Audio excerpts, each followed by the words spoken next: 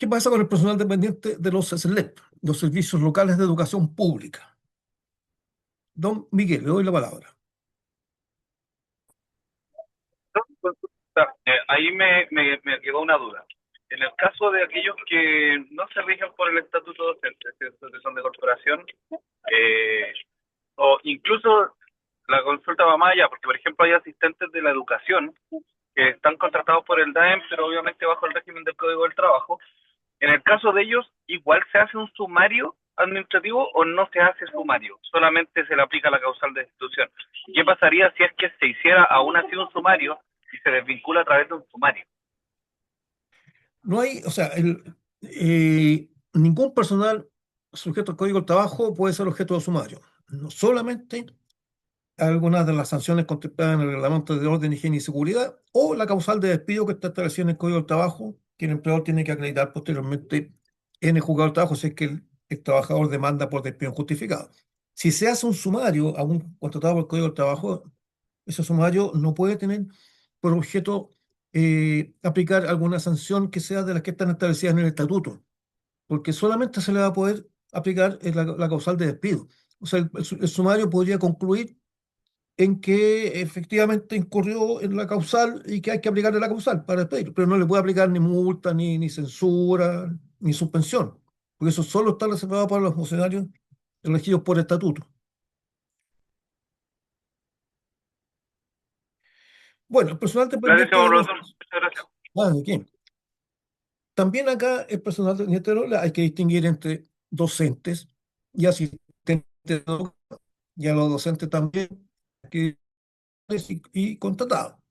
Se les aplican las mismas disposiciones ya vistas a los docentes, ya sea a los titulares el estatuto docente y a los contratados el Código del Trabajo, con la normativa sobre procedimientos disciplinarios que ya hemos tratado.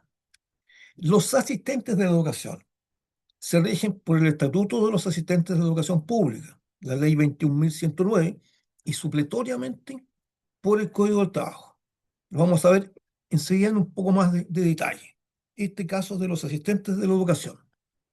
Conforme a su estatuto, están afectos a las mismas obligaciones funcionarias que establece el artículo 61 del Estatuto Administrativo Central, la ley 18.834. Conforme al artículo 33 de su estatuto, los asistentes están afectos a las mismas causales de término de la relación laboral que los docentes titulares. Esto es, falta de probidad o conducta inmoral, establecida fehacientemente por medio de un sumario que se tramita de la misma forma regulada en el Estatuto Administrativo Central. Y la otra causal es incumplimiento grave de obligaciones. Y la ley dice tales como significa que puede haber otro incumplimiento grave de obligaciones. No concurrencia a sus labores sin causa justificada durante 2 días seguidos, 2 lunes en el mes, o un total de 3 días durante igual periodo de tiempo. La aplicación de estas causales es reclamable ante un juzgado del trabajo. Así, aun cuando se haya hecho sumario en este caso, y ellos estén regidos supletoriamente por el Código del Trabajo, el resultado de ese sumario se concluye que deben ser eh, despedidos o terminada su relación laboral por alguna de estas causales, ¿cierto? Incumplimiento de obligaciones o falta de probidad de conducta inmoral, el despedido puede demandar ante el juzgado del trabajo competente por despido injustificado. O sea, hay una mezcla de competencias, una mezcla de regulaciones, regulación pública con regulación privada. ¿Qué pasa cuando un funcionario se traspasa a un SLEP teniendo un sumario pendiente? Un funcionario que estaba adscrito a una municipalidad o a una corporación municipal. Se inicia un sumario en esa sede y el trabajador es traspasado a un SLEP estando el sumario pendiente. La Contraloría ha declarado en el dictamen número E378936 del año 2023 que el SLEP es continuador legal de la municipalidad o de la corporación municipal según corresponda. Y en consecuencia le corresponde al SLEP proseguir con la tramitación de los procedimientos disciplinarios iniciados en el municipio o la corporación hasta su término. vale decir, tiene que seguir sustanciando en el SLEP el sumario, curiosamente, por conductas, digamos, desarrolladas antes de que el funcionario perteneciera al SLEP. Pero eso es lo que ha declarado la Contraloría. Si el fiscal que lleva el sumario también está pasado al SLEP, puede ser el mismo con el sumario, como también el director del SLEP podría nombrar a otro. Y obviamente que si ese fiscal permaneció en el municipio o la corporación y no fue traspasado al SLEP, el director del SLEP va a tener que nombrar un nuevo fiscal para que él sea el que prosiga con el procedimiento sumarial hasta su término. Don Miguel, adelante. Profesora, no sé, a lo mejor voy a seguir insistente, pero por mi desarrollo profesional es que me interesa un poco el tema. ¿Qué es lo que sucede si es que, por ejemplo, un asesor jurídico del DAEM, que obviamente un sumariado, él puede hacer, el asesor jurídico puede hacer el sumario o tendría que derivar si el Ahora, dictamen ese de 1996 respecto al que es el jefe de DAEM quien ordena el sumario, ese aún sigue vigente, no ha sido modificado con los años? no, no ha sido modificado, solo que ha tenido algunas interpretaciones distintas de algunos colegas, en el sentido de que no necesariamente el sumario va a ser ordenado por el jefe de AMP, porque que si lo ordena el alcalde es igualmente válido. O sea, es lo único que ha habido algunas interpretaciones y opiniones, en lo cual yo concuerdo. O sea, para mí también es válido si lo ordena el alcalde. Pero ese dictamen sigue vigente en el sentido de que todas las menciones que haga estos artículos 127 al 143 del Estatuto Administrativo Municipal, las menciones que haga empleando la palabra alcalde, debe entenderse que se refiere al jefe del Departamento de Educación. Eso sigue vigente. O sea, parece que el jefe de departamento puede hacer exacto, las puede hacer, pero si las hace el alcalde no significa que sean inválidas. Ah, ya. Eso. Claro, pero en este caso, por ejemplo, al no tener la Contraloría haber dictaminado, porque una cosa es la opinión que puedan hacer a lo mejor los entendidos o los que hacen al menos referencia a esto, pero para zanjado el tema por la Contraloría y no habiendo modificación de parte de ellos, porque la Contraloría, por lo que tengo entendido, no tiene alguna modificación reciente donde señale que sí lo puede hacer el alcalde. Por ahora, para a juicio de la Contraloría, solamente lo puede hacer el jefe de AEM. O sea, yo que la Contraloría no es que diga que solamente lo puede hacer, lo que dice ese dictamen es que debe entenderse que esas facultades que se le dan al alcalde se le dan al jefe del DEM, se le dan al jefe del DAM, que se le dan también a él. Pero eso no excluye que las haga el propio alcalde, porque él mantiene su autoridad y sigue siendo la principal autoridad de la municipalidad.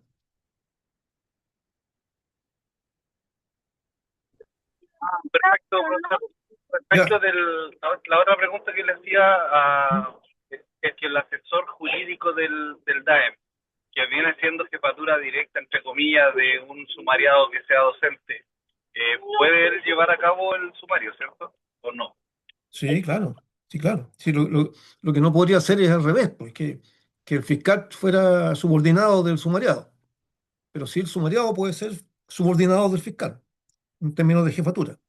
¿Y no habría ahí algún conflicto de intereses, por ejemplo, que pueda hacer que lo que hablábamos en la clase pasada, notoriamente, por ejemplo, notoriedad de que le caiga mal a la persona que le está haciendo el sumario? Claro, pero es que no basta con que caiga mal, sino que tiene que haber una enemistad manifiesta, que es distinto. Tiene que haber, tiene que ser mucho más grave esto de caer mal. Es decir, enemistad que se haya manifestado de alguna manera frente a terceros, que se pueda ya corroborar que existe una enemistad. Ahora, si el fiscal es jefe del sumariado, vale decir, es superior, se cumple con la regla de la jerarquía. No hay problema. Si lo que la ley exige justamente es que el fiscal tenga un grado igual o superior al sumariado. Al revés es lo que no se podría hacer. Ya, claro, porque ahí se generaría el conflicto. Le hago la consulta porque podría ser el estándar que señala la ley respecto de el estándar probatorio de que sea manifiesta, la enemistad manifiesta. A eso me refería yo, porque, por ejemplo, a mí me ha tocado ver que, por ejemplo, la persona que hace el sumario se tiene bronca al otro nomás, pues, pero no hay una enemistad manifiesta, o sea, el estándar probatorio lo encuentro que es muy alto. Allá se refería a mi pregunta, porque efectivamente a veces dicen, no, este me cae mal, lo voy a rajar, pero no hay una, como dice usted, una enemistad manifiesta así del No, claro. carácter de probatorio alto.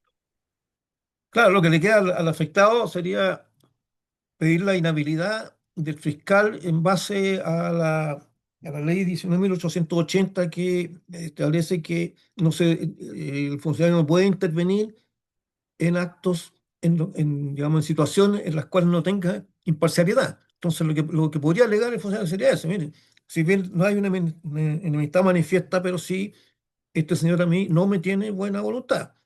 Y lo podría, digamos, podría alegar eso. Es decir, por lo tanto, no va a tener imparcialidad y esto significa que incurre en esta causal de abstención a que obliga la ley 19.880. Ahora, obviamente que va a tener que probar porque él dice que el fiscal le tiene mala. ¿En qué se ha manifestado eso? También lo tiene que probar. Tal vez ya no es una Ya, enemistad manifiesta, pero sí el solo hecho de que haya manifestado alguna vez algún hecho que demuestre que le tiene mala voluntad. Es lo único que le quedaría. ya, profesor, vale, muchas gracias por la aclaración. Ya, bien. Bueno, pasamos entonces a la resolución de la autoridad. Estamos ya en la recta final del sumario, cuando la autoridad tiene que resolver. Una vez que él recibe el expediente con la vista fiscal, puede adoptar una de las siguientes resoluciones. Uno, acoger la proposición del fiscal íntegramente. Dos, no acogerla y dictar una resolución en otro sentido o aplicando una sanción diferente a la propuesta por el fiscal. Y todo esto lo tiene que hacer dentro de 5 días hábiles desde que recibió la vista fiscal, plazo que no se cumple en absoluto. El jefe superior puede ordenar la reapertura del sumario si estima que faltan diligencias por hacer, las que le debe señalar al fiscal y fijarle un plazo para hacerlas. Y si de estas nuevas diligencias resultaran nuevos cargos, esto se tiene que notificar sin más trámite al afectado, el que tendrá el plazo de 3 días para formular sus observaciones frente a esos nuevos cargos. Y de ahí pasará de nuevo entonces a complementarse o emitirse una nueva vista fiscal si es que se dio esta situación de nuevos cargos y de nuevos descargos. Al inculpado, obviamente, se le tiene que notificar la resolución final, la que resuelve el sumario. El expediente le tiene que ser devuelto al fiscal para que notifique él por medio de su actuario. No notifica el jefe, ni el alcalde, ni la secretaria del alcalde, ni en el caso de las municipalidades, el secretario municipal, como ya lo dije, el secretario municipal es el ministro de fe de los actos municipales, pero en especial de los sumarios administrativos, el ministro de fe es el actuario. Y prima la regla especial, prima por sobre la regla general. La notificación se hace de la manera que ya hemos visto, personalmente o en su defecto por carta certificada. O sea, si no hay actuario, si investigación sumaria y no hay actuario, la tiene que hacer el propio investigador. Como buena práctica, debe indicarse, ¿cierto? Debería, como buena práctica, no lo exige la ley, en la notificación, los recursos a los que tiene derecho el afectado y los plazos para. Don Miguel, le doy la palabra. Doctor, ante la eventualidad de la vista de la fiscal, que por ejemplo, porque la vista de la fiscal le eleva los antecedentes al jefe, en este caso que sería el alcalde, quien puede acoger, ¿cierto?, la vista de la fiscal y resolver.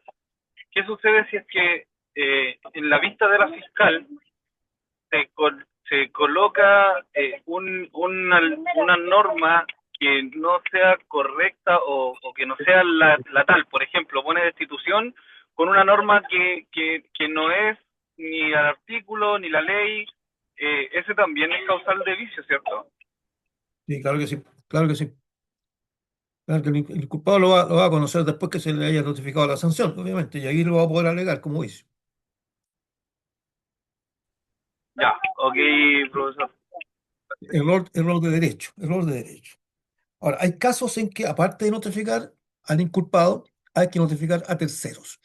Cuando el sumario se ha efectuado por acoso sexual o acoso laboral y la autoridad, ya sea que determine la absolución o aplique cualquier medida disciplinaria, o sea, puede absolver o aplicar una medida disciplinaria.